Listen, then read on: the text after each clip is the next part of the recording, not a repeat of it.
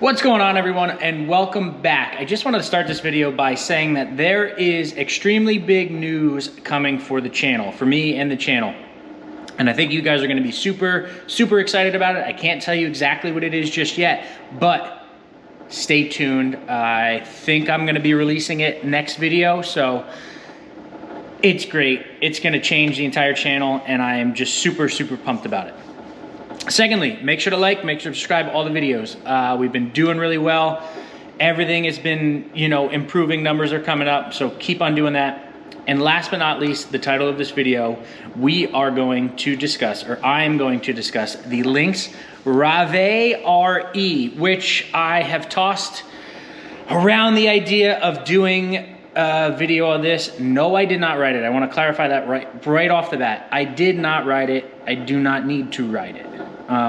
If the opportunity came up where someone wanted me to ride it, I would go and give a test drive. But I have a 110% feeling or thought of exactly what it would be like, and the guys that I've talked to that have ridden it support everything that I say. So, for starters, if you guys did not know, Lynx is across the pond, and we were never able to get their sleds in the States. I think there was a way, but it was like stupid expensive.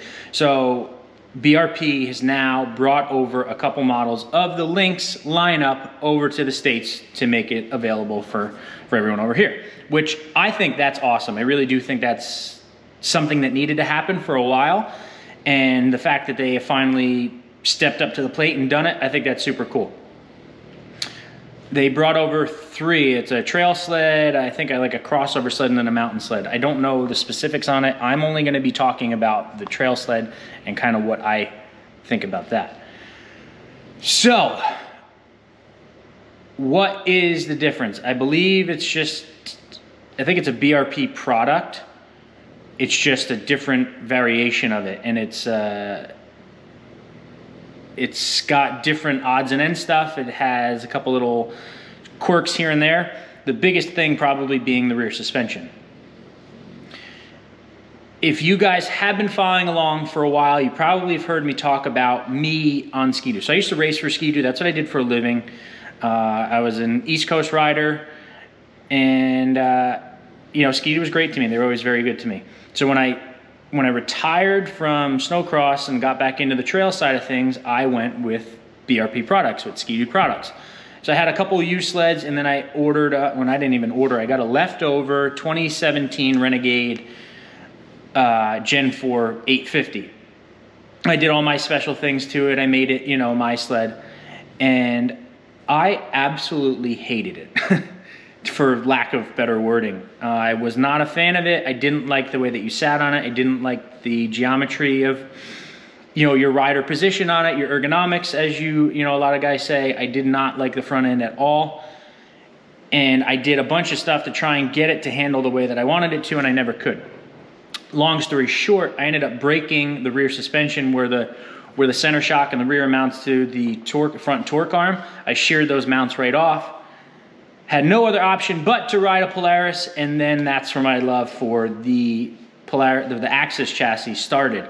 Thank you, Bob, for letting me ride your sled that weekend, because that has transformed, into this entire thing that we have now. So I then traded my brand new Ski-Doo in with 525 miles on it for a brand new Polaris, and then again, I haven't looked back. So that's kind of where I start. I'm not a fan of the Gen 4 chassis as it is. I think that it's very far behind in lots of aspects. I think they need to come out with something new. So leading into my conversation about the Lynx Rave RE, I believe is the correct pronunciation. Regardless of what way you want to look at it, this is a Gen 4 chassis.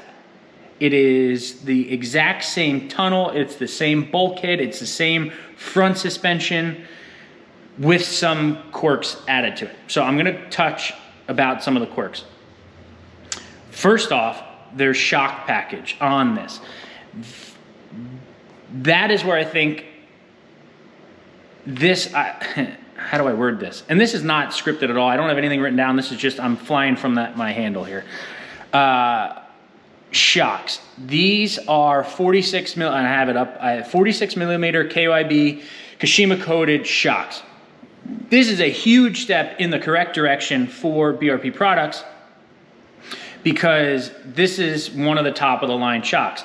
This is a better shock, in my opinion, than what comes on the XRS, the X package, all those, you know, so on and so forth. This is high speed, low speed, and rebound adjustable shocks, which again, I believe should be on an XRS. If you're gonna pay top dollar and you want top model, you know, the top model, that should all be included.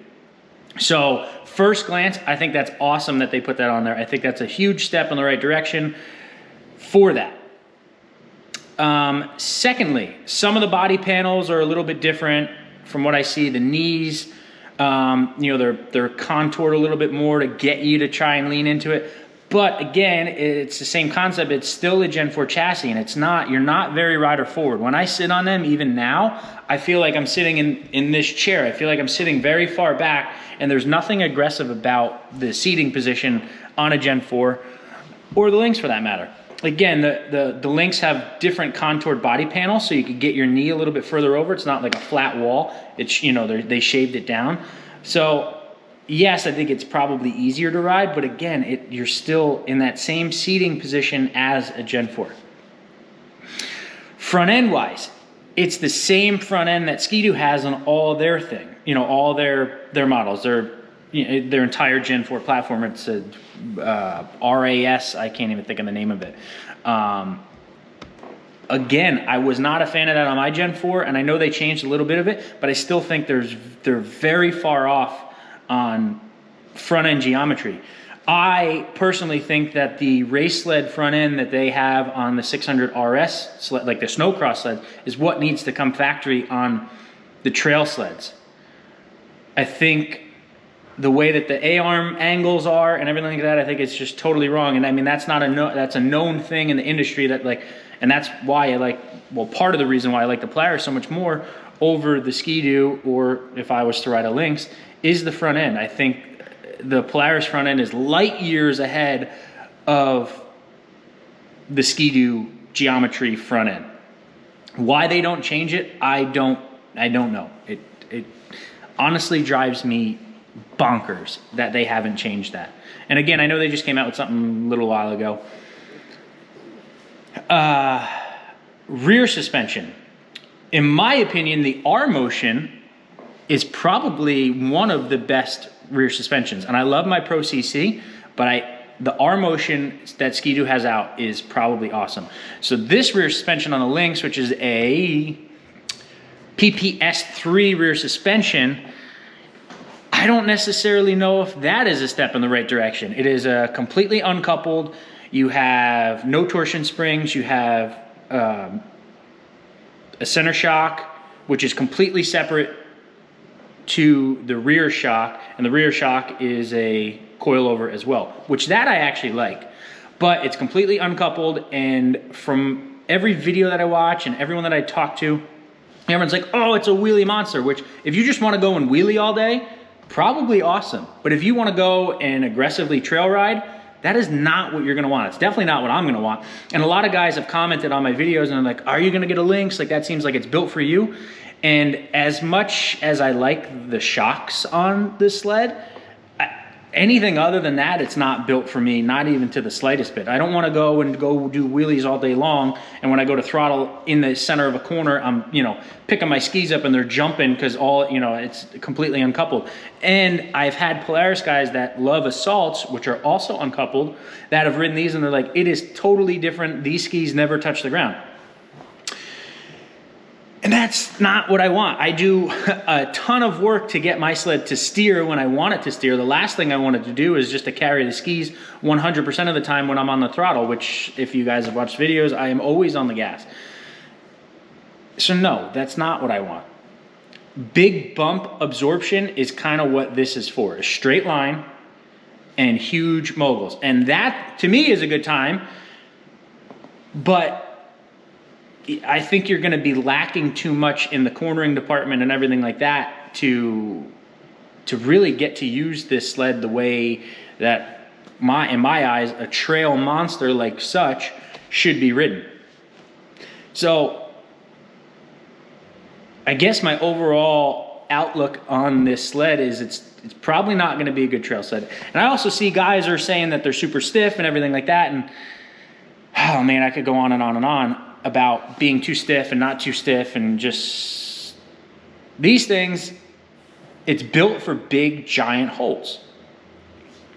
And you can't, there's no way possible to have best of both worlds. If you want it to act good in the little stuff and then in the really big stuff, you have to pick and choose your battles. You're not gonna have, there's no magic fairy, suspension fairy that comes around and blesses all the suspension and says, well, you're gonna be perfect in the little chop and you're gonna be perfect in 4-foot moguls. Like, it's just not gonna happen. So yes, if you guys want stuff to work in the big moguls, it's gonna be a little bit stiffer all the way around. And I am one, and I work with Bruce from Southside hand in hand in making the sleds work as good as possible, but you're not gonna have a perfect setup. Oh boy, chair broke. So, I mean, that's really all I had to talk about it. I mean, you still have your 850 E-Tech, which is a great motor. The technology behind it is incredible. The oil consumption's all good, but that's all Ski-Doo stuff. Like, that's not stuff that I really wanted to get into. That engineering side of thing is all awesome, and I really give them credit for that. But as for the specifics of the Lynx, I don't think that many people are gonna like it, and I personally would definitely not like it. For the reasons that the rear suspension, totally uncoupled, never puts the skis on the ground. 2, it's still a Gen 4 chassis. You're still sitting the same exact way that you did on a Gen 4 that are produced, like wildfire from Ski-Doo. If anyone wants me to come and try their Lynx, if they have one and they think that I'll have a different opinion after I ride it, let me know. Drop it down in the comments, because I will come and ride it within a reasonable distance. And I'll give you, after I ride it, I'll give you my honest opinion. But just knowing the facts on it and knowing what the Gen 4s, feel like, I have no desire to really ride one. I don't think it would suit me very well. So there you go. I think there are some good characteristics, and I think there's some really not good characteristics of the Lynx Rave RE. But that's really gonna do it for this video. I contemplated making this, and it's just me talking. It's nothing important, it's nothing exciting. But if you guys were wondering what I think about the Lynx, there you go. So again, stay tuned. We have super, super big news coming, and I'm very excited to share with you guys. Nash is even excited to share with you guys. Bubba, what are you doing? Huh?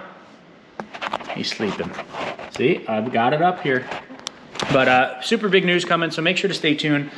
And make sure to hit that like button. Make sure to subscribe. Make sure to turn your bell notifications on, all that good stuff to keep us going. I got some projects in the work for the summertime, for the off season, that'll keep us going. Stuff that I have zero clue about, no clue. So I'm gonna be learning along with you guys. You guys probably know way more about this stuff than I do. But make sure to like, make sure to subscribe, and I'll see you guys in the next one.